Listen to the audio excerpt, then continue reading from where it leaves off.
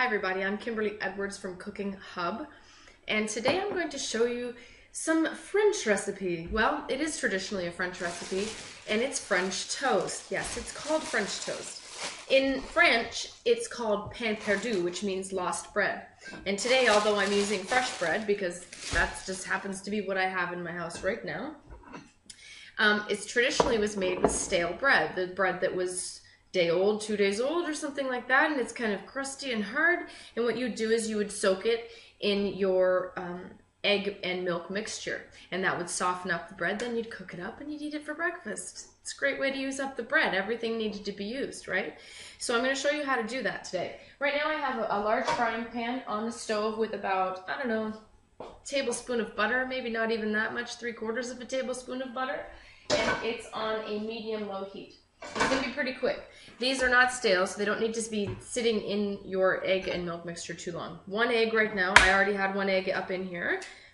And then I decided to show you guys how to do it. A little tiny splash of milk. Okay. A little bit of vanilla extract. Please use real vanilla extract.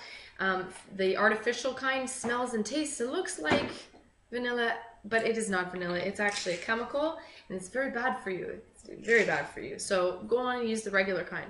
This is just a little dash of sea salt. Beautiful sea salt. This is Brittany Gray sea salt. You can use whatever kind of salt you want. You don't have to use sea salt or anything like that. Just a little bit of salt. I'm whisking this up with a fork in a flat-bottomed, wide bowl. Okay. And in goes my bread. Now, one at a time I'm going to have to do because it's not big enough to do two. Make sure it soaks in. Make sure you flip it over. Let it soak in. Now, if you are using stale bread, which is the traditionally speaking, then you'd let it soak in a little bit longer until that crust in the bread is nice and soft. Okay, this is ready to go. If I leave this any longer, since it is a fresh piece of bread, it would just fall apart into like mush. So in it goes to my pan, which is already preheated with the butter. Okay? And here I'm coming back for the other piece. I'll show you that quickly. I'm turning my my gas stove onto a medium heat. I would say medium low if you're on a flat top or an element. And that's nice, good. You don't have to use your fingers, but I think fingers are your best tools that God gave you. So, all right.